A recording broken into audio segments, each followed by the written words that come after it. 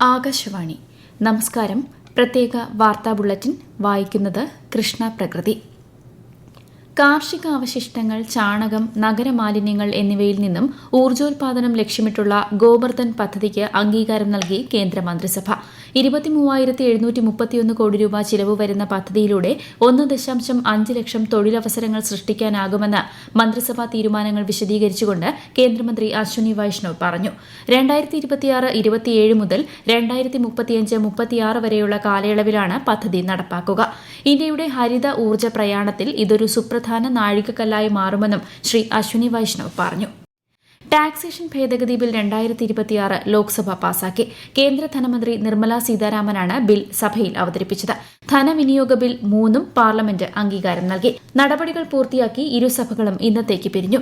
NEET വിഷയത്തിലെ police നടപടി ഉൾപ്പെടെ വിവിധ വിഷയങ്ങൾ ഉന്നയിച്ച് പ്രതിപക്ഷം പാർലമെന്റിൽ ഇന്നും പ്രതിഷേധമുയർത്തി. കേരളത്തിൽ മറ്റന്നാൾ വരെ വ്യാപക മഴയ്ക്ക് സാധ്യതയെന്ന് കേന്ദ്ര കാലാവസ്ഥാ വകുപ്പ്.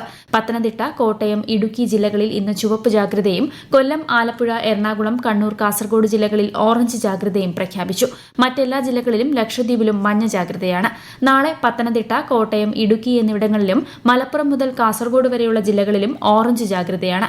പത്തനംതിട്ട, ആലപ്പുഴ, വയനാട് ജില്ലകളിൽ പ്രൊഫഷണൽ കോളേജ് ഉൾപ്പെടെയുള്ള വിദ്യാഭ്യാസ സ്ഥാപനങ്ങൾക്ക് നാളെ അവധി പ്രഖ്യാപിച്ചു. ശക്തമായ കാറ്റിനും മോശം കാലാവസ്ഥയ്ക്കും സാധ്യതയുള്ളതിനാൽ കേരള, കർണാടക, ലക്ഷദ്വീപ് തീരങ്ങളിൽ മറ്റന്നാൾ വരെ മത്സ്യബന്ധനത്തിന് വിലക്കേർപ്പെടുത്തി. കണ്ണൂർ ചെറുപുഴ മീന്തുള്ളിയിൽ രക്ഷാപ്രവർത്തനത്തിനിടെ ഒഴുക്കിൽപ്പെട്ട് മരണമടഞ്ഞ തിരുവനന്തപുരം സ്വദേശി ആർ രാജേഷിന്റെ മൃതദേഹം തൃശൂർ ചാവക്കാട് വരെ ഫ്രീസർ സൌകര്യമില്ലാത്ത വാഹനത്തിൽ കൊണ്ടുപോവാനിടയായ സാഹചര്യത്തെക്കുറിച്ച് വിശദമായ അന്വേഷണം നടത്തി റിപ്പോർട്ട് സമർപ്പിക്കാൻ എഡിഎമ്മിന് നിർദ്ദേശം നൽകി ജില്ലാ കളക്ടർ. സംഭവത്തിൽ വ്യാപകമായി വിമർശനം ഉയരുന്നതിനിടെയാണ് നടപടി. കേരളത്തിലെ പോലീസ് സ്റ്റേഷനുകളിൽ ഓഗസ്റ്റ് 15 മുതൽ സ്റ്റേഷൻ ഹൌസ് ഓഫീസർമാരായി സബ് ഇൻസ്പെക്ടർമാരെ നിയമിക്കാൻ തീരുമാനിച്ചതായി ആഭ്യന്തരമന്ത്രി രമേശ് ചെന്നിത്തല. 419 പോലീസ് സ്റ്റേഷനുകളിലാണ് എസ്എച്ച്ഒമാരായി സബ് ഇൻസ്പെക്ടർമാരെ നിയമിക്കുന്നത്. പ്രാധാന്യമുള്ള 64 പോലീസ് സ്റ്റേഷനുകളിൽ സർക്കിൾ ഇൻസ്പെക്ടർമാരെ എസ്എച്ച്ഒമാരായി നിലനിർത്തും. മൈ പോലീസ് സ്റ്റേഷൻ എന്ന പുതിയ പദ്ധതിയിലൂടെ കേരളത്തിലെ പോലീസ് സംവിധാനത്തെ ജനങ്ങളുടെ സ്വന്തം സംവിധാനമാക്കി മാറ്റുമെന്നും മന്ത്രി പറഞ്ഞു.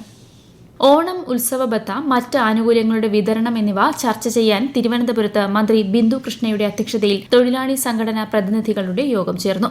ഉത്സവബത്തയും മറ്റ് ആനുകൂല്യങ്ങളും മുൻ വർഷത്തെപ്പോലെ ഇക്കുറിയും സമയബന്ധിതമായി വിതരണം ചെയ്യുമെന്ന് മന്ത്രി അറിയിച്ചു. പൊതുമേഖലാ സ്ഥാപനങ്ങളിലെ തൊഴിലാളികൾക്കുള്ള ഉത്സവബത്ത സംബന്ധിച്ച തീരുമാനം അടുത്ത മന്ത്രിസഭാ യോഗത്തിൽ ഉണ്ടാവുമെന്നും മന്ത്രി വ്യക്തമാക്കി. കോഴിക്കോട് താമരശ്ശേരിയിലെ ഫ്രഷ് കട്ട് കോഴി മാലിന്യ സംസ്കരണ ഫാക്ടറി അടച്ചുപൂട്ടാനുള്ള സംസ്ഥാന മലിനീകരണ ബോർഡിന്റെ ഉത്തരവ് സ്റ്റേ ചെയ്ത് കേരള ഹൈക്കോടതി. ഉടമയുടെ ഹർജിയിലാണ് നടപടി. കെഎസ്ആർടിസിയുടെ AI അധിഷ്ഠിത WhatsApp ticketing 9447071021 toll free number 149, നവീകരിച്ച കൊറിയർ സംവിധാനം എന്നിവ മന്ത്രി CP ജോൺ ഉദ്ഘാടനം ചെയ്തു. യാത്രക്കാർക്ക് വേഗത്തിൽ വിവരങ്ങളും ടിക്കറ്റ് ബുക്കിംഗും ലഭ്യമാക്കുകയാണ് ലക്ഷ്യമെന്ന് മന്ത്രി പറഞ്ഞു. തൃശൂർ കുന്നംകുളം പാറയമ്പാടത്ത് നിയന്ത്രണം വിട്ട സ്വകാര്യ ബസ് നിരവധി വാഹനങ്ങളിൽ ഇടിച്ചുണ്ടായ അപകടത്തിൽ 2 പേർ മരിച്ചു. ബസ്സുമായി കൂട്ടിയിടിച്ച കാറിലുണ്ടായിരുന്ന യുവതിയും സ്കൂട്ടർ യാത്രികയുമാണ് മരിച്ചത്. അപകടത്തിൽ 8 പേർക്ക് പരിക്കേറ്റു. ഇവരിൽ ഒരാളുടെ നില ഗുരുതരമാണ്. കുട്ടനാട് ഉൾപ്പെടെ കൃഷിനാശം സംഭവിച്ച ആലപ്പുഴ ജില്ലയിലെ വിവിധ പ്രദേശങ്ങളിൽ മന്ത്രി ടി സിദ്ദിഖിന്റെ നേതൃത്വത്തിലുള്ള സംഘം ഈ മാസം 9 സന്ദർശനം നടത്തും.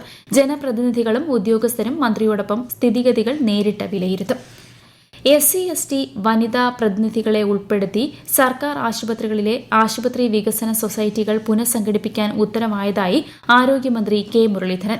ചരിത്രത്തിലാദ്യമായാണ് SC/ST വനിതാ പ്രതിനിധികളുടെ നിർബന്ധിത പ്രാതിനിധ്യം കുടുംബാരോഗ്യ കേന്ദ്രങ്ങൾ മുതൽ മെഡിക്കൽ കോളേജുകൾ വരെയുള്ള ആശുപത്രികളിൽ ഉറപ്പാക്കുന്നതെന്നും മന്ത്രി അറിയിച്ചു. ലൈംഗികാതിക്രമ കേസിൽ തെഹൽക്ക മുൻ എഡിറ്റർ തരുൺ തേജ്പാൽ കുറ്റക്കാരനെന്ന് ബോംബെ ഹൈക്കോടതി. തേജ്പാലിനെ വെറുതെ വിട്ട വിചാരണ കോടതി വിധി ബോംബെ ഹൈക്കോടതി റദ്ദാക്കി. 2013 ഗോവയിൽ നടന്ന പരിപാടിക്കിടെ സഹപ്രവർത്തകയെ ലൈംഗികമായി പീഡിപ്പിച്ചെന്ന പരാതിയിലാണ് ഹൈക്കോടതി ഉത്തരവ്. മുഖ്യമന്ത്രിയുടെ സംരംഭകത്വ വികസന പദ്ധതിയുടെ 3ാം പതിപ്പിന് തിരുവനന്തപുരത്ത് തുടക്കമായി. കേരള ഫിനാൻഷ്യൽ കോർപ്പറേഷന്റെ രാജ്യത്തെ മികച്ച ധനകാര്യ സ്ഥാപനമാക്കുകയാണ് ലക്ഷ്യമെന്ന് ഉദ്ഘാടനം നിർവഹിച്ചുകൊണ്ട് മുഖ്യമന്ത്രി VD സതീശൻ അറിയിച്ചു. മാർക്കറ്റിംഗ് ടെക്നോ മെന്റർമാരുടെ പാനൽ തയ്യാറാക്കുമെന്നും സംരംഭങ്ങളെ സ്വാഗതം ചെയ്യാനുള്ള എല്ലാ നടപടികളും സ്വീകരിക്കുമെന്നും അദ്ദേഹം പറഞ്ഞു. പ്രത്യേക വാർത്താ ബുള്ളറ്റിൻ കഴിഞ്ഞു. അടുത്ത വാർത്താ പ്രക്ഷേപണം നാളെ രാവിലെ 6:45.